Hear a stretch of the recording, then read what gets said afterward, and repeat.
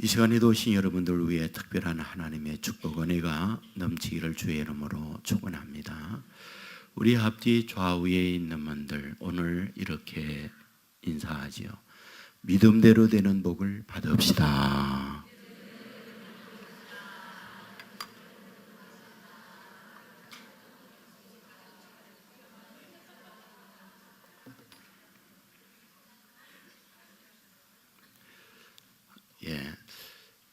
저는 출생이 언제냐면 6.25 전쟁 종전하기 전에 태어났어요.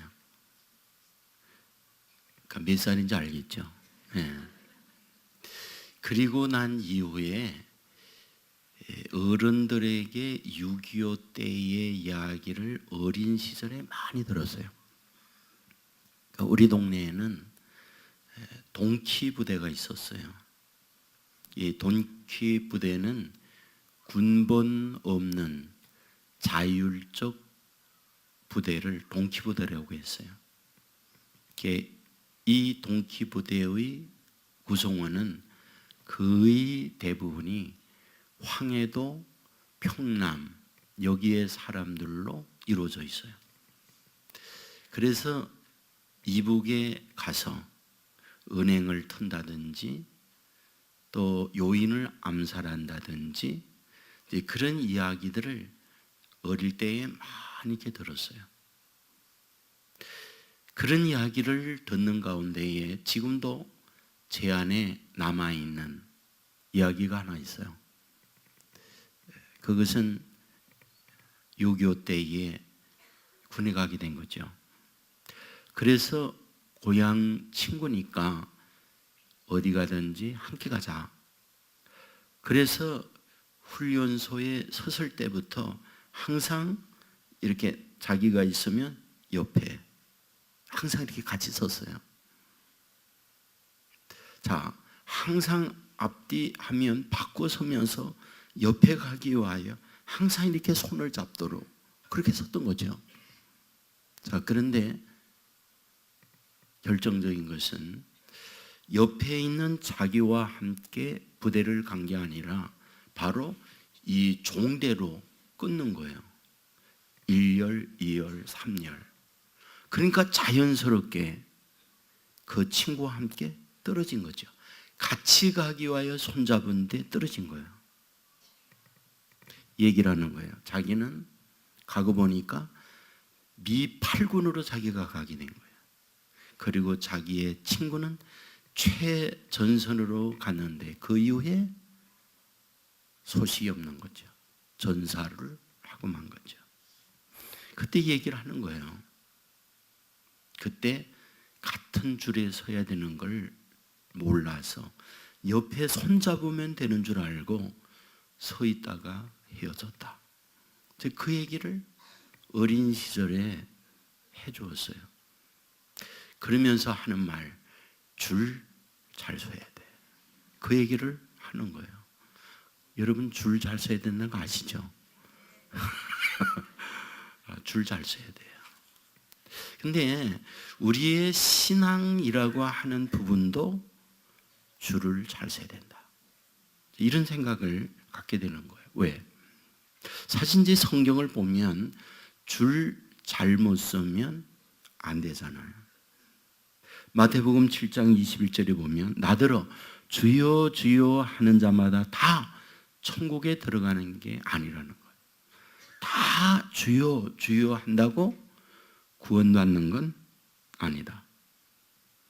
여러분 우리가 아는 마태복음 25장에 보면 10처녀 비유가 나와요. 10처녀 모두 뭐 하는 사람입니까? 신랑을 기다리는 사람. 여러분 신랑이 드디어 오니까 다 졸며 잤다. 이렇게 기록하고 있는 건 아시죠? 10명 모두가 다 졸며 잤어요. 그런데 신랑이다. 그러니까 그들은 다 깼습니다. 그런데 깼을 때에 5대5로 나누어지죠. 5대5로 나누어지는 기준이 뭡니까? 등잔에 기름이 있는 사람과 없는 사람으로 나눠져요. 기름이 없는 사람은 신랑을 맞을 수가 없지요. 등잔 불이 꺼져니까. 그래서 기름을 사기 위하여 밖에 나가 기름을 구해서 오니까 어떤 일이 벌어졌다? 문이 닫혔다는 거죠. 그때 이 여인들이 얘기했어요. 주여, 주여, 우리에게 문을 열어주소서.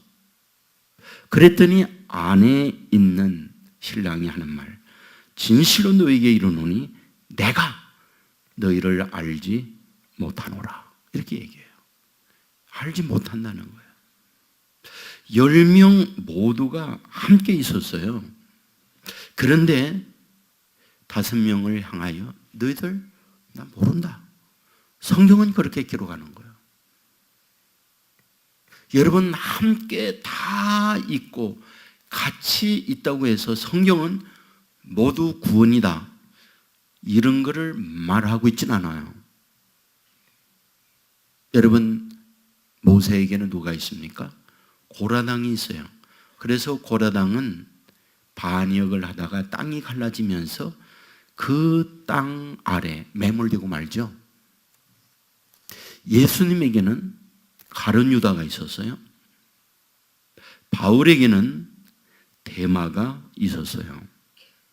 여호수아가 이스라엘 백성을 다 끌고 요단강을 건넙니다. 그런데 가나안 땅에 들어가서 돌 맞아 죽은 사람 있죠? 아간. 함께 가나안 땅까지 들어갔지만 아간은 거기에서 돌을 맞아 죽어요. 구원을 얻지 못한다. 이것을 우리에게 말해주고 있잖아요. 자, 그렇다고 한다면 우리를 향하여 무엇을 얘기하려는 걸까요? 정말 중요한 얘기를 하는 거예요. 내가 주여하고 내가 교회에 출석을 하고 있고 내가 예수님을 믿는데 정말 나는 구원받은 사람이냐라는 거거든요. 나는 구원받은 보장이 있느냐는 거거든요. 오늘 본문의 바울은 말하는 거죠. 너희는 믿음 안에 있는가? 너의 자신을 시험하고 너의 자신을 확정하라. 예수 그리스도께서 너희 안에 계신 줄을 너희가 스스로 알지 못하느냐? 그렇지 않으면 너희는 버림받은 자니라. 분명히 얘기해요. 너희가 예수 안에 있는지 진단해라. 그리고 예수 안에 있지 못하다면 너희들 버린 자다. 여러분 아십니까? 이것을 저 교회 밖의 사람에게 안 믿는 사람에게 말하는 게 아니라는 걸. 이 말씀은 고린도 교인들에게 믿는다고 말하는 그들에게 바울이 하고 있는 말씀이라고 하는 이야기죠. 자, 그렇다고 한다면 바울이 왜 고린도 교인들에게 이 말을 하고 있을까? 바울이 고린도 교인들을 보면서 심각하다. 교회는 다니는데 구원받지 못하는 이들이 분명히 있다. 그러므로 그들을 향하여 너의 진단을 해야 된다. 이걸 얘기하는 거야. 고린도 교회 어떤 교회입니까? 바울이 개척한 교회예요. 사도행전 18장 1절에 보면 그 후에 바울이 아덴을 떠나 고린도에 이르러 이렇게 말해요. 아덴 그러면 그리스의 아테네를 얘기해요. 우리가 세계 지도를 보면 대개 영어적 표기로 되어 있잖아요. 그러니까 우리는 성경에 아덴 그러면 어딘가. 근데 영어 성경을 보면 아테네라고 되어 있죠. 여기에 또 고린도가 나요. 여기에 고린도에 가서 바울이 복음을 전하죠.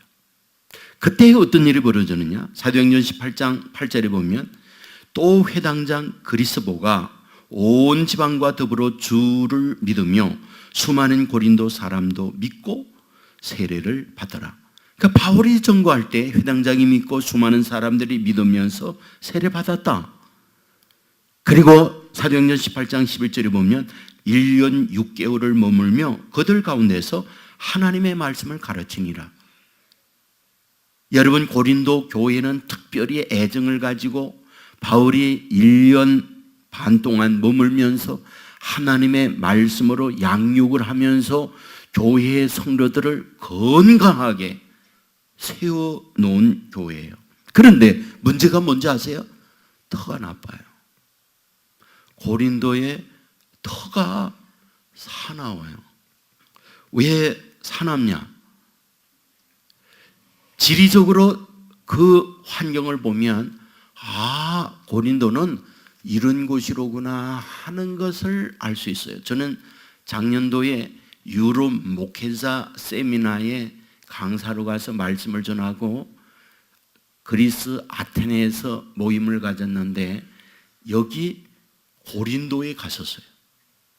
근데 고린도에 가니까 지금은 이제 고린도 운하, 여러분들 세계에 3대 운하가 있잖아요. 3대 운하. 몰라도 괜찮아요. 고린도 운하가 그 3대 운하 가운데 하나입니다. 여러분들 보통 운하는 어디에 생깁니까?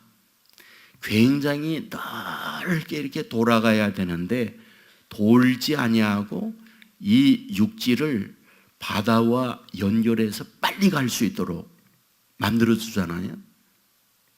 특별히 수이조 운하 같은 경우는 어떻습니까? 저 아프리카 대륙을 확 돌아가야 되는데 아프리카 대륙을 돌지 아니하고 홍해와 함께 바로 이 지중해가 연결돼서 곧바로 가도록 연결해 놓았잖아요.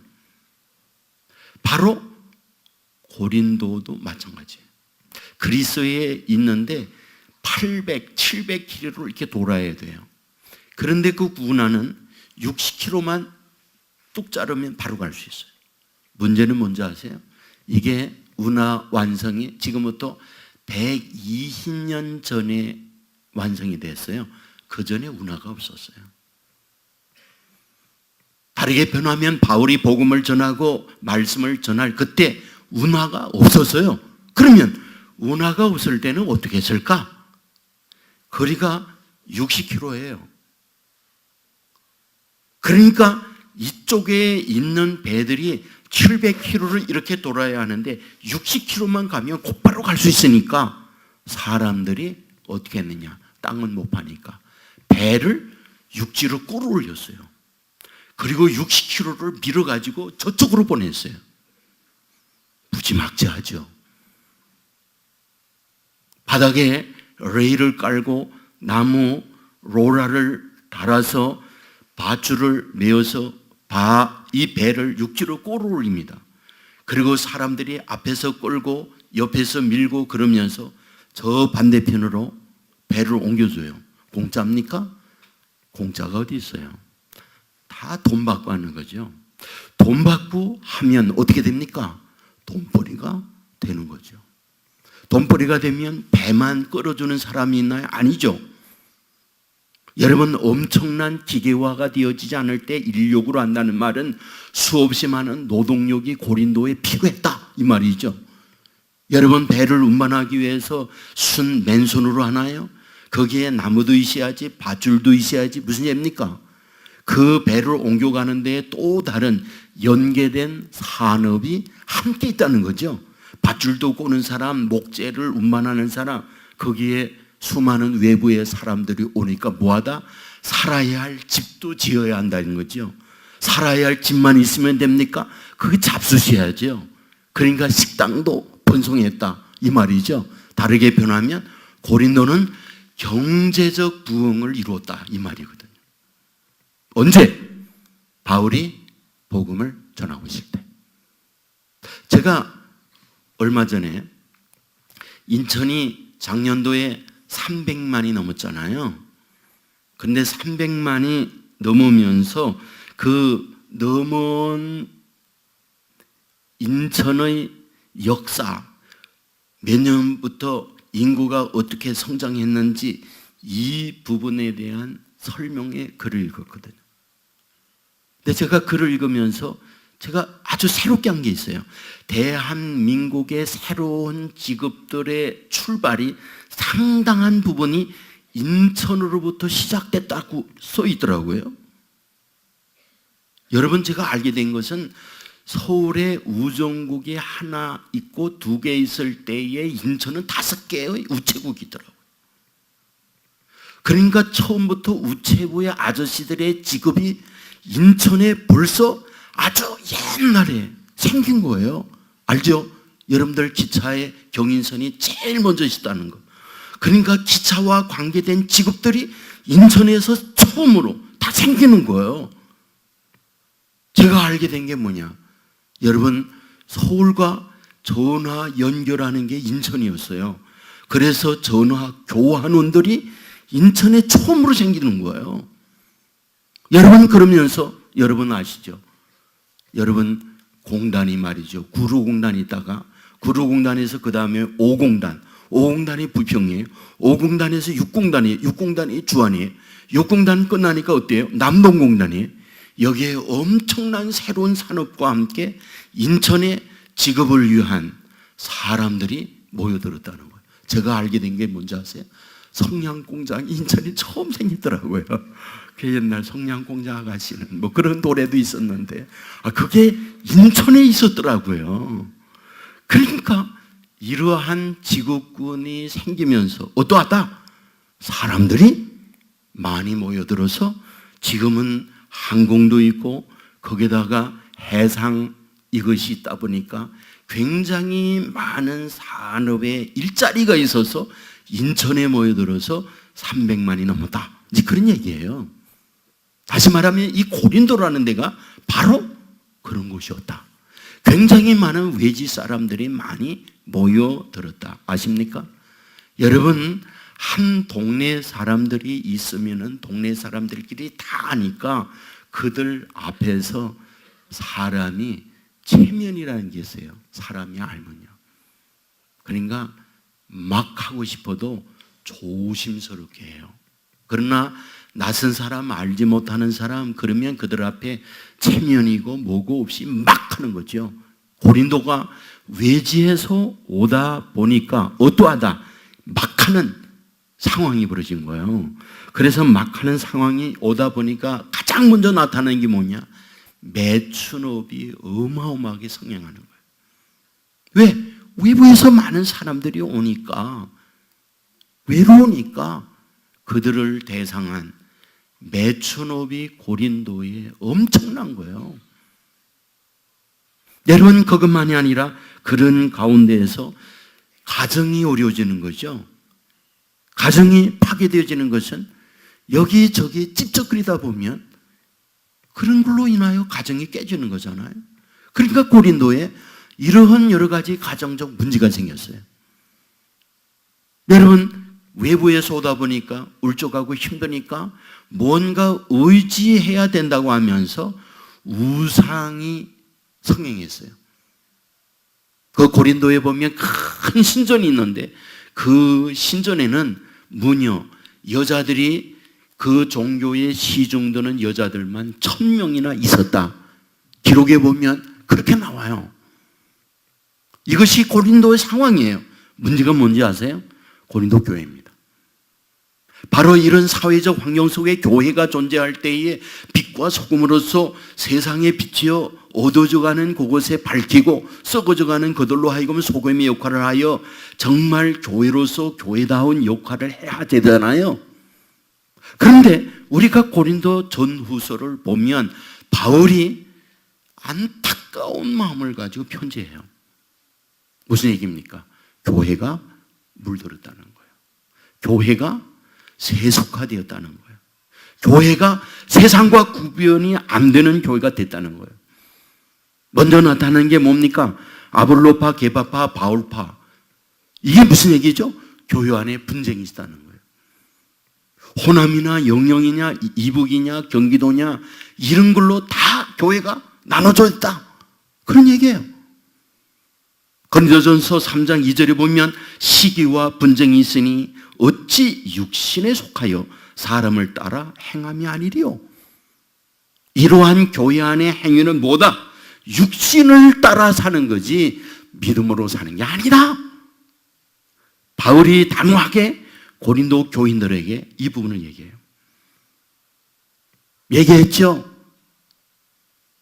고린도에 음행과 또한 매춘이 이렇게 많았다고. 그런데 교회 안에 그것이 있는 거예요. 고린도전서 5장 1절에 보면 너희 중에 심지어 음행이 있다 함을 들으니 그런 음행은 이방인 중에서도 없는 것이라. 누가 그 아비의 아내를 취하였다 하는 도다. 무슨 얘기입니까? 누가 아비의 아내를 취했다는 거예요. 어디에서? 교회 안에서. 무슨 얘기입니까? 아비의 아내. 이것은 단순히 말하면 아들의 어머니로 볼 수 있지만 이것은 어머니를 얘기하는 것보다 의붓 어머니를 얘기한다는 거죠. 둘째 부인을 얘기한다는 거죠. 아버지의 둘째 부인에 대하여 아들이 잠을 같이 자고 있다. 어디에? 교회 안에 이런 일이 벌어지고 있다. 이게 지금 바울이 고린도 교회를 향하여 이 엄란한 부득송에 대한 말씀을 하고 있는 거예요. 지금 세상이 돈으로 외롭고 힘들기 때문에 이런 것을 가지고 타락된 고린도 형편인데 교회 안에도 그렇다. 여러분 더 절망적인 게 뭐냐? 5장 2절이죠. 어찌하여 통한이 여기지 아니하고 그 일 행한 자를 너희 중에서 쫓아내지 아니하였느냐? 무슨 얘기입니까? 이런 부도덕한 이 교회 안에서 이루어지는데 그들에 대하여 이러면 안 돼. 교회는 교회다워야지. 성도는 성도다워야지. 세상과 구별이 안 된 이런 행위 교회 안에서 용납할 수 없어 말하는 자가 없더라는 거예요. 이게 더 바울이 큰일 났다는 거예요. 어떻게 도덕성과 바르게 가야 할 교회 안에 이런 일이 벌어짐에도 불구하고 이에 대한 책망, 이에 대한 문제 제기를 그 누구도 하지 않느냐.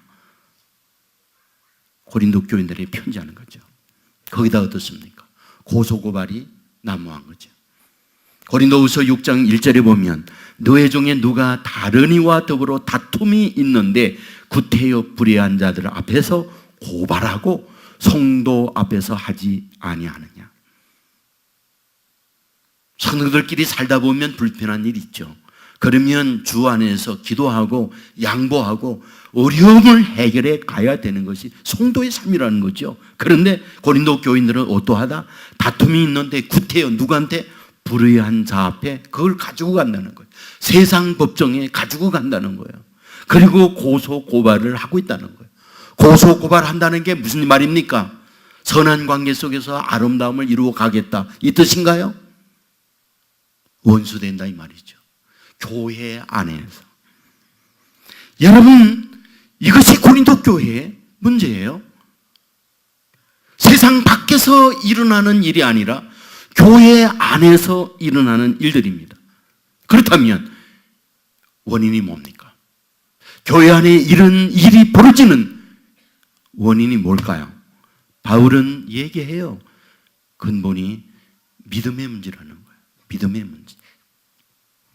고린도전서 9장 24절에 보면 운동장에서 다름질하는 자들이 다 달릴지라도 오직 상을 받는 사람은 한 사람인 줄을 너희가 알지 못하느냐? 너희도 상을 받도록 이와 같이 다름질하라. 여러분 운동장에서 다름질합니다. 그런데 상 받는 이는 하나라고 얘기해요. 그런데 상 받는 이에 대하여 누가 상 받느냐를 얘기해요. 고린도전서 9장 26절에 보면 그러므로 나는 다름질하기를 향방 없는 것 같이 아니하고 싸우기를 호공을 치는 것 같이 아니하며 내가 다름질할 때에 이리 갔다 저리 갔다 차라리 돌아갈까 그러지 않는다는 거예요. 자기는 분명한 향방, 분명한 표대를 향하여 그 길을 향하여 간다는 거예요. 여러분 이 향방의 문제는 아주 중요해요. 총을 쏠 때에 타켓, 분명한 종조준을 하고 방아쇠를 당길 때에 맞는 거지, 그 타켓과 다른 곳에 호응을 치면 그 총은 빗나가는 거예요. 여러분에게 언젠가 얘기했죠. 제가 장례를 치르고 그런 일을 이제 늘 하잖아요. 이제 장지에 갔어요. 교회 장지가 아니라 다른 장지에 갔어요. 그런데 장지에 갈 때 연구차가 앞에 가고 교회 버스가 이제 뒤에 따라오는데, 도착을 했는데 버스가 안 와요. 기다리고 30분, 40분, 50분 기다리는데 안 와요. 1시간이 넘었어요. 더 이상 할 수가 없죠. 지금과 같이 휴대폰에 있으면 전화하고 어디 오느냐 이렇게 막 확인하고 할 수 있잖아요. 그때는 그런 게 전혀 없을 때예요. 그 장례 치렀어요. 끝내 오지 않았어요. 그리고 연구차 타고 교회 왔어요. 내렸더니 교회 버스 교회에 있어요. 물었어요. 아니 왜 여기 있습니까? 그랬더니 장지에 갔대요. 그런데 딴 장지더래요. 앞에 연구차 가서 따라갔는데 딴 연구차 따라간 거예요. 그 내려보니까 아니더래요. 어떻게 해요? 전화도 없고 자기들도 속상하니까 그냥 갔지 뭐. 저는 지금도 그걸 제 마음에 담고 있어요. 그래, 타켓, 내가 어디를 가야 하는지, 향방, 이게 중요한 거예요. 여러분 아시죠? 속도보다 더 중요한 건 방향이라는 거. 여러분, 속도보다 더 중요한 건 방향이에요. 성경은 어떻게 말하느냐? 좌표에 관한 부분을 분명히 얘기하는 거예요. 좌표. 고린도 교인들의 지금 문제점이 뭐냐? 너희가 갖고 있는 방향, 좌표가 바르게 되었느냐? 이거 진단하라. 이걸 얘기하는 거예요. 진단하라. 너희가 지금 가고 있는 방향이 바르냐? 너희가 현재 가고 있는 그 방향이 진북이냐? 이거를 묻고 있는 거예요. 진단해보라는 거예요. 내 바르게 됐느냐? 제가 어제 집회 끝나고 급한 신방이 있어서 신방을 갔어요. 울면서 예배를 드리는데 간증에 얘기합니다. 평소에 이상이 있습니다. 그래서 그냥 그러다가 낫겠지 그러면서 지냈다는 거예요. 그런데 여러분들 건강공단에서 여러분 검사하라고 오는 거 있잖아요. 17년이니까 홀수년에 태어난 사람은 건강검진을 하십시오. 짝수년도면 짝수년도에 태어난 사람은 건강검진을 하십시오. 그거 오잖아요. 그래서 그걸 가지고 건강검진을 받았어요. 그런데 이상이 있다라는 소견을 받은 거예요. 그래가지고 큰 병원에 가서 정밀 검사를 한 거예요. 말리암이었어요. 곧바로 수술했습니다. 2년 동안을 항암 투여를 한 거예요. 20회를 항암을 맞았어요. 전문가 의사로부터 항암 투여를 하면 견뎌낼 수 있다는 이야기를 들으면 희망을 가지고 항암 투여를 받았어요. 그런데 문제는 상태가 어떨까? 검사를 한 결과 암덩어리가 더 커졌어요. 의사가 얘기했어요. 길지 못하다. 저는 그곳에 가서 예배를 드리면서 그런 마음이 드는 거예요. 그렇지. 우리가 늘상 평소에 진단을 해야지. 그분이 얘기했어요. 처음에 이상이 있을 때 병원에 가서 진단했다면 이 정도는 아니었을 거예요. 그 얘기를 하는 거예요. 저는 그 얘기를 들으면서 우리의 육체의 진단도 이렇게 필요한데 과연 영적 진단에 대해서는 우리는 해보고 있는가? 그런 얘기예요. 우리는 우리의 영적 진단은 하고 있는가? 믿음의 진단은 한 번이라도 해보았는가? 그런 얘기예요. 고린도전서 5장 6절에 보면 너희가 자랑할 것이 옳지 않도다. 적은 누룩이 온 덩어리에 퍼지는 것을 알지 못하느냐? 너의 영적 암덩어리가 퍼지는 걸 너희가 알지 못하느냐? 돈 있고 좀 여러 가지 잘 된다고 해서 자랑할 것이 아닙니다. 너의 누룩이 온 덩어리에 퍼져 있는 그것을 알지 못하느냐? 바울이 고린도 교회를 향하여 이렇게 얘기해요. 디모데전서 1장 19절에 보면 믿음과 착한 양심을 가지라. 어떤 이들은 이 양심을 버렸고 그 믿음에 관하여는 파선하였느니라. 그들 스스로가 믿음 있는 것처럼 살아왔지만 바울이 디모데에게 편지를 보내면서 하는 말, 너의 가운데는 믿음의 파선자, 바로 누룩, 죄의 누룩이 퍼져서 암덩어리가 커진 자들이 있다라고 얘기해요. 디모데전서 1장 20절에 보면 그 가운데 후메네오와 알렉산더가 있으니, 누굽니까? 후메네오, 알렉산더가 믿음 안에서 살고 다 겉보기에 교회 지도자들이고 그리한데 그들은 믿음의 파선자들이고 사탄의 앞잡이다, 이렇게 얘기해요. 하나님과 관계없다는 거예요. 디모데전서 6장 9절에 보면 부하려 하는 자들은 시험과 올무와 여러 가지 어리석고 해로운 욕심에 떨어지나니 그 사람으로 파멸과 멸망에 빠지게 하는 것이라. 돈을 사랑함이 일만하게 뿌리가 되나니 이것을 탐내는 자들은 미혹을 받아 믿음에서 떠나 많은 근심으로써 자기를 찌르도다. 미혹을 받아 믿음에서 떠나 많은 근심으로 자기를 찔렀다. 믿음에서 떠나. 여러분, 신앙 안에서 살면서 믿음에서 떠났는데 떠난 그 자체를 모르는 이들이 많다는 거죠.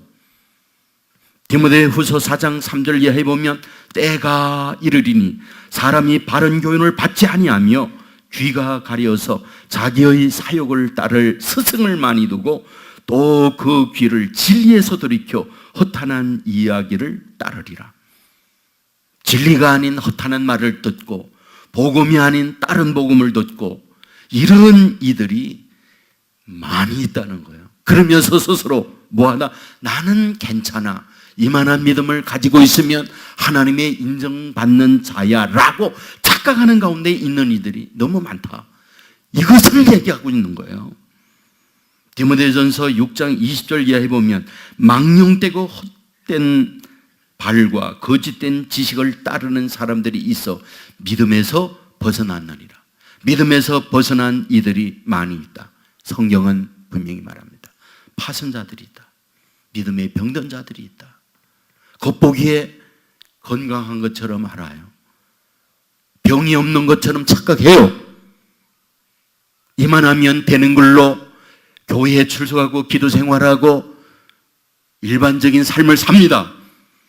그런데 성경은 말해요. 너의 믿음이 있는가 진단해라.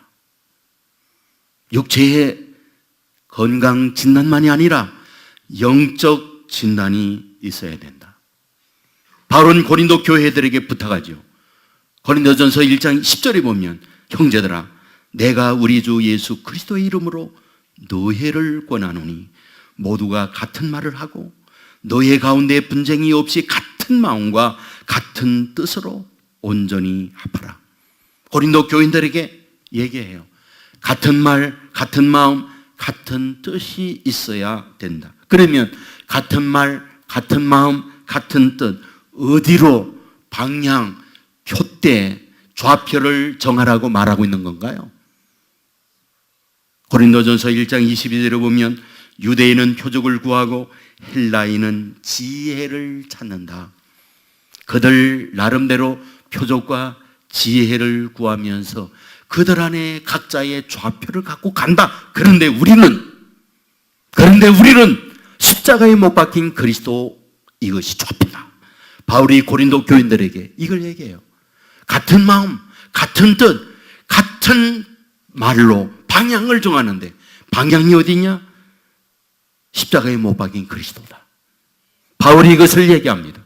고린도전서 2장 2절에 보면 내가 너희 중에 예수 그리스도와 그가 십자가에 못 박히신 것 외에는 아무것도 알지 않기로 작정하였습니다. 나는 십자가에 못 박힌 예수 그리스도 외에 그 아무것도 나는 알기로 원치 않는다. 내 삶의 하나의 초점은 예수 그리스도다. 바울은 고린도 교인들에게 이걸 얘기하고 있습니다.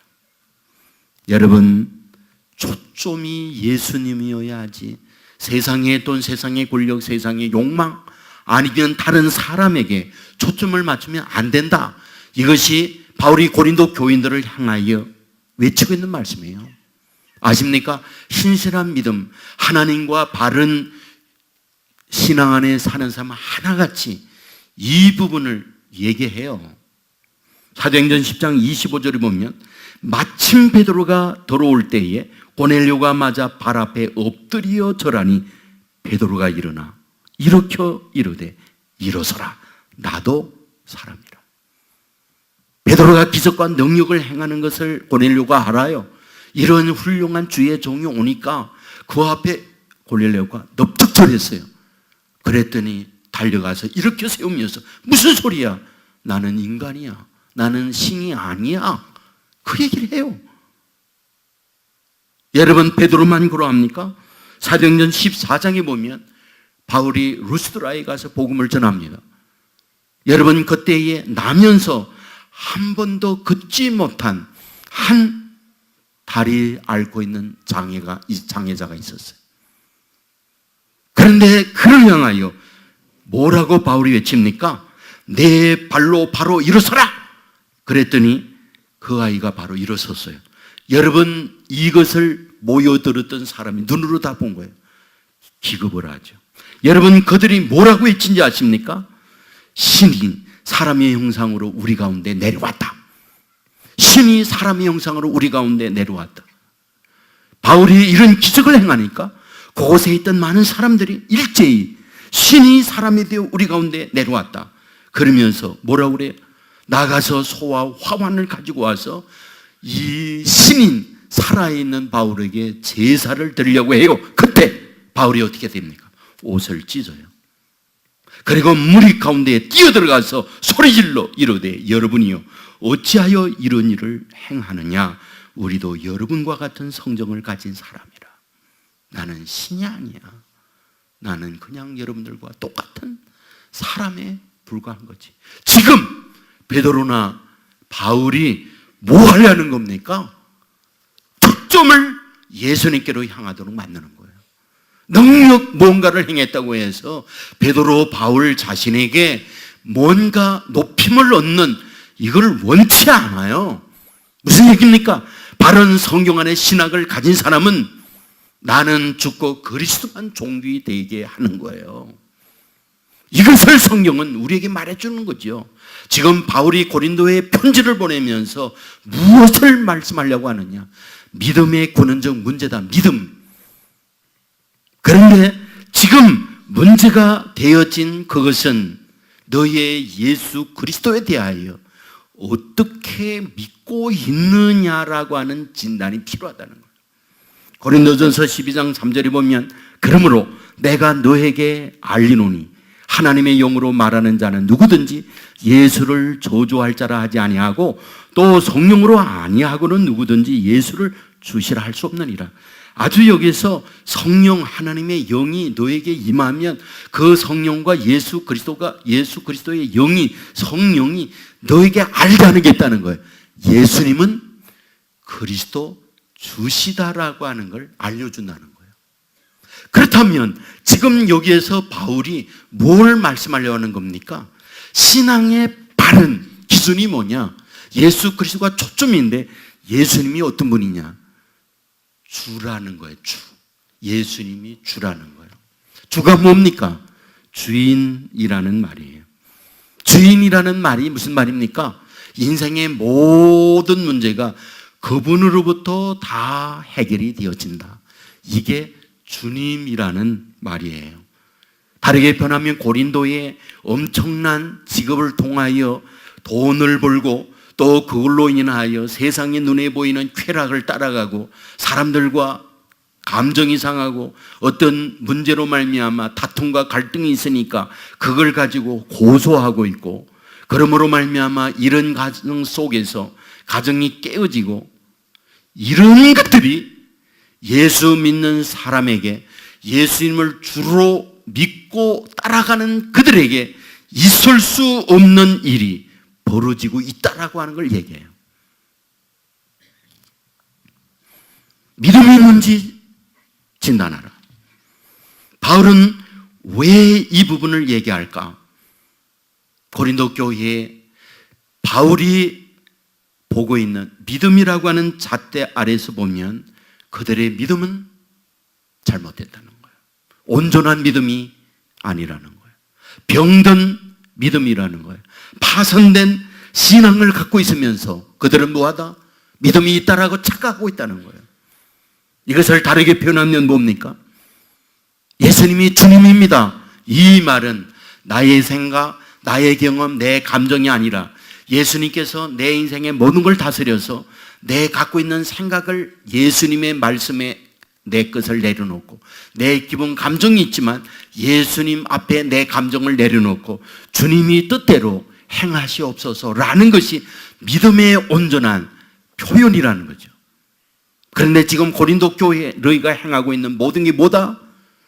너희들의 기분, 너희들의 감정, 너희들의 생각으로 이해 태산으로 말미암아 믿는다면서 손해 있다 고소하고, 기분 나쁘다 다투고, 그 다음에 쾌락의 욕구를 따라서 인생에 즐기는 일로 가고 있고, 이게 고린도 교회의 모습이었다.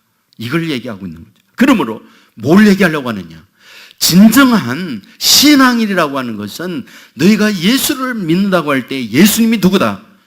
주님이라고 하는 고백과 함께 주님 앞에 너희는 종으로 굴복하는 자, 이것이 진정한 바른 믿음의 사람이다라는 것을 고린도 교인들에게 바울이 말하고 있다는 거예요. 여러분, 이 부분은 매우 중요해요. 저와 여러분이 신앙의 진단이 필요해요. 우리가 믿잖아요. 어제도 여러분에게 확신을 시켰잖아요. 나는 죄인이고 예수님께서 그 죄를 대신하여 십자가에 못 박혀 돌아가신 나의 구원자이시다 라고 할 때 여러분 모두 아멘 했잖아요. 믿죠? 떨립니까? 예, 우린 다 믿어요. 그런데 이 고백을 고린도 교인들도 했다 그 말이잖아요. 바울이 복음을 전했으니까. 그런데 지금 고린도 교회의 모습을 보니까 어떠하다? 이게 믿는 자 아니다. 믿음의 파손이 됐다. 지금 믿음에 심각한 병이 들었고 위기를 만나고 있다. 그래서 고린도 교인들에게 편지를 보내면서 이런 얘기를 하면서 뭘 얘기하느냐? 너의 믿음이 있는지 너희를 시험해보고 진단해라. 이거 심각하다. 너의 육체의 건강 진단만 받지 말고 영적 건강 진단을 해라 라고 하는 것을 말씀을 해요. 그런데 그 기준이 뭐냐? 예수 그리스도다. 이 말은 예수님이 그리스도입니다 라는 고백이에요. 그러면 예수님이 그리스도입니다라고 할 때에 예수님이라는 분은 그리스도인데, 그리스도라는 말이 무슨 뜻입니까? 메시아라는 말이죠. 메시아라는 말이 무슨 말이에요? 기름 부음을 받다라는 단순한 뜻을 갖고 있지만은 그 의미 속에는 인간의 모든 문제를 해결할 권능자이다라는 뜻이에요. 그러니까 예수님이 그리스도라 이 말은 내 인생의 모든 걸 해결해 주시는 주님입니다 라는 고백이 예수 그리스도입니다 라는 말이라는 거예요. 여러분, 어렸을 때에 사람들이 웃는 말로다가 그런 얘기해서 예수님이 성이 뭔지 아느냐? 주시래요. 왜? 주 예수요. 그러니까 하나님이 성이 뭔지 아냐요? 오시래요. 오 하나님. 그래서 어릴 때 그런 줄 알았죠. 우리 예수님은 주시고 하나님은 오시구나. 근데 성이 다를까? 그러면서 어릴 때에 컸던 기억이 있어요. 주 예수여, 이 말은 예수님은 주님이십니다 이 말이에요. 내 인생의 주인이십니다. 나는 예수님 안에 종입니다. 그렇다면 뭐하다? 우리는 주님의 발자취를 따르는 자입니다. 이 말이에요. 발자취 따른다라고 하는 것은 예수님이 지내셨던 나사렛, 갈릴리, 그 다음에 예루살렘, 베다니, 여리고 예수님이 다니던 흔적이 어딘가 그 발자취를 따른다 이 말이 아니에요. 예수님의 발자취를 따른다 이 말은 예수님이 주인으로서 주인 되시는 예수님이 하라는 대로 나는 따라갑니다. 이게 예수님의 발자취를 따른다는 말이에요. 여러분, 진정한 믿음이란 무엇인가? 예수님께서 주인이 되어 저와 여러분의 삶을 전적으로 책임지고 끌어갈 때 그 주님이 원하는 대로 내 생각, 내 감정, 내 기분, 어떤 내 안에 판단되어지는 생각들 다 접어버리고 예수님이 원하고 예수님께서 행하게 하는 말씀을 따라가는 것, 그것이 바로 바른 믿음의 사람이다. 이것을 바울이 고린도 교인들에게 말하고 있는 거예요. 이 믿음을 소유하는 저와 여러분 되기를 주의 이름으로 축원합니다. 여러분들 잊지 마세요. 마지막 종말 때에 누가복음 21장에 예수님께서 하신 말씀을 보면 이렇게 기록해요. 34절에 보면 너희는 스스로 조심하라. 그렇지 않으면 방탕함과 술취함과 생활의 염려로 마음이 둔하여지고 뜻밖의 그날의 덫과 같이 너에게 임하리라. 너희가 너의 생각대로 살다가 큰일 난다. 잘못하면 너희가 덫에 걸린다. 구원을 받지 못한다. 마태복음 25장 51절에 보면 엄히 때리고 외식하는 자가 받는 벌에 처하리니 거기서 슬피 울며 이를 갈리라. 믿음으로 살았는데 매를 맞고 쫓겨나 슬피 이를 갈며 있다는 거예요. 누가복음 13장 28절에 보면 너희가 아브라함과 이삭과 야곱과 모든 선지자는 하나님 나라에 있고 오직 너희는 밖에 쫓겨난 것을 볼 때에 거기서 슬피 울며 이를 갈리라. 믿음으로 신앙 고백하는 그들은 하나님 나라에 들어갔는데 그렇지 못한 너희는 밖에 쫓겨나 슬피 이를 갈며 있게 된다. 이렇게 말해요. 누가복음 13장 23절에 보면 어떤 사람이 여짜오되 주여 구원을 받는 자가 적으니까. 그때 예수님께서 말합니다. 좁은 문으로 들어가라. 그러면서 무엇을 말하느냐? 들어가기를 구하여도 못하는 자가 많으니라. 좁은 문으로 들어가라. 하지만 너희가 구하여도 들어가지 못하는 자가 많으니라. 누가복음 13장 25절에 보면 집주인이 일어나 문을 한 번 닫은 후에 너희가 밖에 서서 문을 두드리며 주여 열어주소서 하면 그가 대답하기를 이르되 나는 너희가 어디서 온 자인지 알지 못하노라 하리라. 여러분, 성경은 이걸 분명히 얘기해요. 그러면서 하는 말, 나는 너희가 어디서 왔는지 알지 못하노라. 행악하는 자들아 나를 떠나가라. 여기에서 말하는 것들은 예수 안 믿는 자들을 향하여 하는 말은 아니에요. 예수 믿는 그들을 향하여 주님께서 하는 말씀이라는 것을 잊지 말아야 해요. 앞에서 여러분에게 말했어요. 주여 주여 하는 자마다 다 천국에 들어가는 것이 아니다. 너희가 믿음 있는가 진단하라. 그러면서 오늘 본문에서 뭐라고 말합니까? 너희 안에 예수 그리스도가 있는 줄 알지 못하느냐? 너희 안에 예수 그리스도가 있는 줄 알지 못하느냐? 이 말은 무슨 말입니까? 내 인생의 모든 것이 예수 그리스도 안에서 예수 그리스도가 주인이 되어서 내 생각 이 모든 걸 다 내려놓고 그분이 인도하고 끌어가는 대로 나는 순종하는 자입니다. 이것을 너희가 알지 못하느냐? 이것을 시험하고 그렇지 않으면 너희가 버리운 자니라. 이것이 바울이 자기 신앙의 진단을 하면서 고린도 교인들에게 요구하고 있는 바다, 그런 얘기입니다. 여러분, 우리는 이 말씀을 보면서 어떤 생각이 드는지 아세요? 그러면 난 뭐야? 내 자신, 내 삶이란 뭐야? 이런 생각을 할 수 있잖아요. 여러분, 최근에 새로운 용어들이 굉장히 많이 나오잖아요. 그런데 용어 가운데 욜로라고 하는 용어가 있어요. 욜로. 욜로가 뭔지 모르죠? 네. 저도 잘 몰라요. 그런데 그런 용어가 있길래 제가 찾아보니까 You only live once 라는 문장이에요. 무슨 얘기입니까? 인생이란 단 한 번밖에 없다. 그 한 번밖에 없는 그 인생을 멋지게 살아야지. 이런 얘기예요. 욜로. 많은 20대 젊은이들이 이 말에 열광을 해요. 맞아. 내가 태어나서 내 인생을 멋지게 살아야지. 그리하여 자기가 주인이 되어서 자기 인생을 드라이브 하는 거예요. 자, 그런데 성경은 뭐라고 말하느냐? 내 인생의 주인, 드라이브 선장은 예수님이어야 된다고 말해줘요.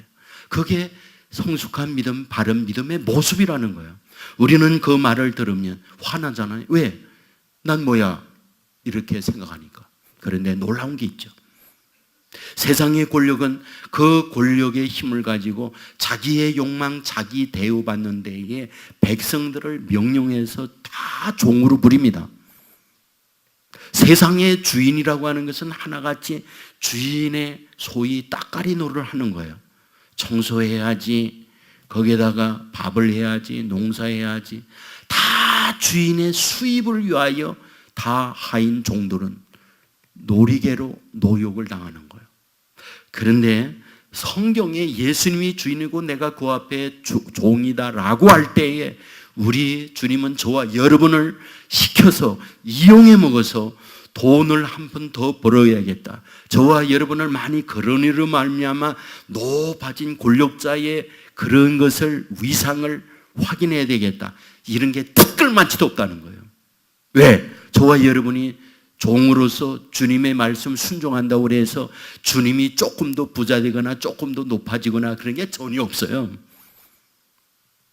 저와 여러분이 순종하고 그 주와 여러분의 말씀을 따라 간다 한들 우리 주님이 어떤 이익을 얻는 게 티끌만치 아무것도 없어요. 그러면 왜?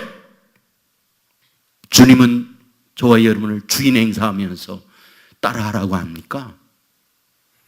여러분, 주님이 저와 여러분에게 따라하라고 하는 이유, 저와 여러분 잘되게 하기 위해서, 복되게 하기 위하여, 인생을 하나님의 사랑, 축복 속에 살게 하기 위하여 주님은 그 길을 가라는 거예요. 여러분, 저와 여러분이 인생의 주인이 되어서 왔는데 결과가 무엇입니까? 내 생각, 내 판단으로 결정했고 오늘에 이르렀습니다. 그래서 어떻습니까? 오늘 우리에게 도전하고 있는 게 있어요. 예수님이 내 인생의 주인으로 삼아라. 그리고 그분이 하는 말씀을 순종하고 가라. 그분은 우리에게 말해주죠. 맑은 시냇가 푸른 수장으로 인도해 주신다고요. 그분은 우리에게 말하죠. 구령기둥 불기둥으로 우리의 가야 할 길을 앞서가면서 이끌어 주신다고요. 그분은 우리에게 말하고 있죠. 여러분, 혹시 광야에 있다 할지라도 그곳에 만나시며 앞서가는 그분께서 호위하시고 보호하시며 주의 날개 아래 우리를 보호해 주신다고 말씀하고 있는 거죠. 이것이 바로 주인 되시는 주님께서 저와 여러분을 위하여 하고자 하는 거예요. 그래서 저와 여러분에게 부탁하는 거예요. 내 말 듣고 나를 주인 삼고 와라. 세상에 어떤 것들이 내 인생의 주인인 줄 알고 가봐. 그것이 너로 잘되게 하는 것 같지만 그 이후에 수렁이요, 눈놀이요, 후회요, 아픔이야. 우리 하나님이 사람으로 오셔서 우리에게 부탁해요. 내가 내 인생의 주인이다. 그 말씀을 듣고 가다 보면 요단강을 넘어 가나안에 이르고 말씀을 따라가 보면 험난한 어려움이 있다 할지라도 어려움을 견디도록 만들어 주시고 안 될 것 같았는데 되는 축복 허락해 주시고 이것이 주님을 믿고 주님을 따라 사는 자에게 주어지는 하나님의 축복이라는 사실 믿으시기를 주의 이름으로 축원합니다. 믿음 있는가 진단하라. 진단 속에서 예수님은 내 인생의 주인님이십니다. 주인님 되시는 주님의 말씀을 따라 내 생각, 내 모든 것들을 비우고 그 길을 따라가겠습니다. 이것이 구원받는 믿음이고 이 믿음을 가진 자에게 믿는 대로 주인 되시는 주님께서 한량없는 하나님의 축복을 내려주신다는 사실을 믿으시기를 주의 이름으로 축원합니다. 우리 모두 자리에서 일어나겠습니다.